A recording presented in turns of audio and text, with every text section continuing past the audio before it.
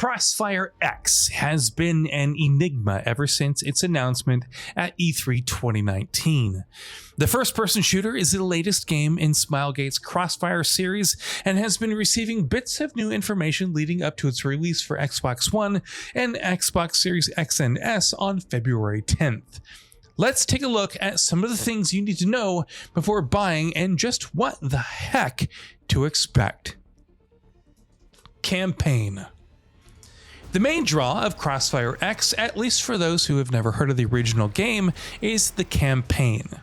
Developed by Remedy Entertainment of Control and Alan Wake fame on the Northlight engine, it tells the story of two private military companies, Global Risk and Blacklist, as they battle each other across the globe. Both sides get their chance to shine, and players will learn more about the lore of the overall universe, including why the two PMCs are constantly butting heads. Operations. CrossfireX's campaign consists of operations, which are essentially multi-chapter scenarios with a range of different missions. Two will be available at launch: Operation Catalyst and Operation Spectre. According to WCCF Tech's preview, the former focuses on global risk that must extract a high-value target, with things taking a turn for the worst. In the midst of all this, the protagonist seems to be having visions heralding something to come. In Operation Spectre, players control another character who will become the Ghost, and potentially end the conflict between both PMCs, and possibly the world itself. The overall length of each operation hasn't been confirmed, but based on various previews, including WCCF Tech and IGN, you shouldn't expect too much by the way of innovation.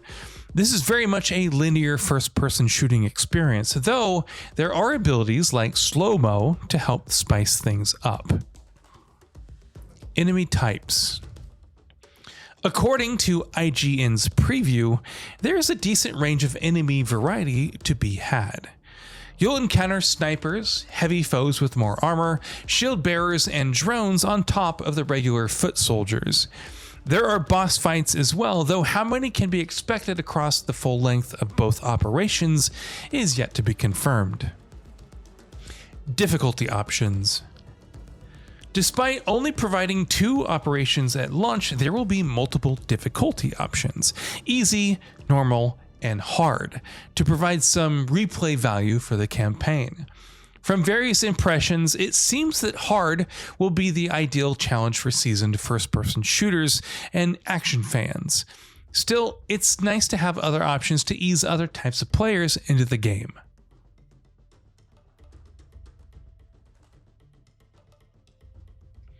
Campaign inspirations.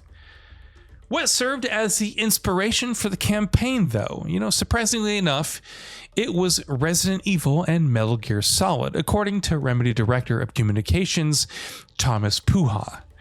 Speaking to US Gamer in July 2020, he said that, quote, "Obviously, we're a first-person shooter, but we look more at games like Metal Gear and even Resident Evil in terms of just kind of being a bit larger than life with the characters, the kind of vibe."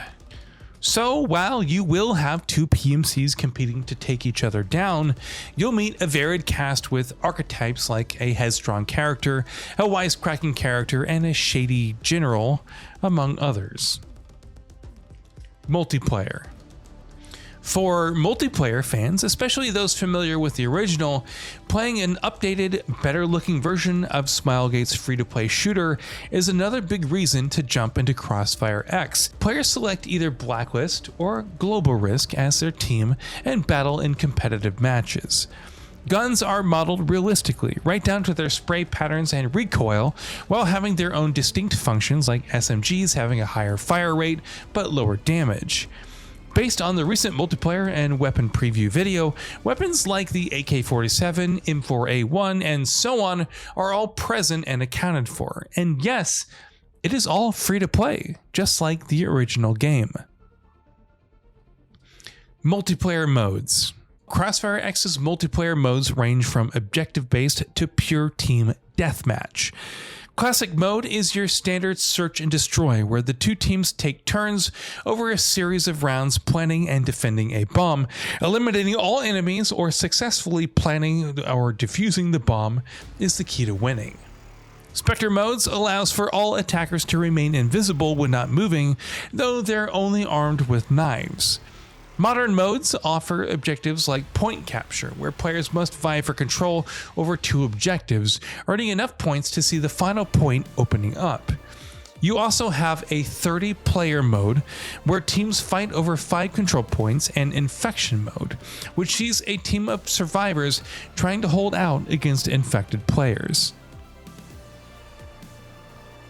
Maps. How many of the original game's maps will carry over to CrossfireX remains to be seen, but there are several that have been confirmed from the beta, like GR Tower. Invasion, for instance, is a Spectre-focused map that has a lot more close-quarter areas, which can benefit attackers, while GR Tower is meant for modern mode players. Tactical Growth System. The tactical growth system is an interesting wrinkle in CrossfireX's matches. As you play through a match, you'll be able to choose different upgrades to gain an advantage, like a tactical shield, health regeneration, and even increased damage. It only applies for that round though, so you'll need to think about when to make a comeback or counter an enemy's upgrades. Legendary Mercenaries. Previously part of the tactical growth system, legendary mercenaries are powerful forms that players can transform into. They now exist separately from the tactical growth system in modern mode and can only be attained via kill streaks, aka racking up consecutive kills, and death streaks based on your overall deaths, which takes longer to activate. Once either is active, you can choose legendary mercenaries like the Boogeyman or the Death King. The latter has traits like more health and speed, dual wields SMGs, and has the ability to blink back after an AoE attack. More legendary mercenaries will reportedly be detailed before launch. Customization options. As with any multiplayer title, CrossfireX provides the means to personalize your character. This hasn't exactly been revealed in full detail, but the official site states that players can display their achievements through various in-game collection systems and customization options. Again, time will tell what this entails and just how much can be unlocked for free, especially given how the first Crossfire is a huge revenue earner in microtransactions. Supports smart delivery on Xbox.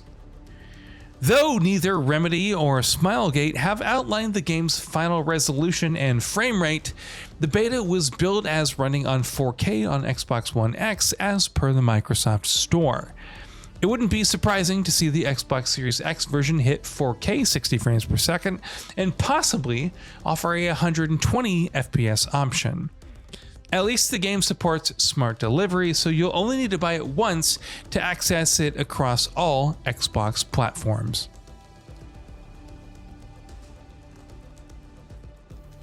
And that brings us to the end of this video. A quick request before we conclude: we upload new videos every single day, and if you like what we're doing, please consider subscribing. It really helps us out. Also, don't forget to enable all your notifications by clicking the bell icon so that you can receive daily video updates. Thanks for watching.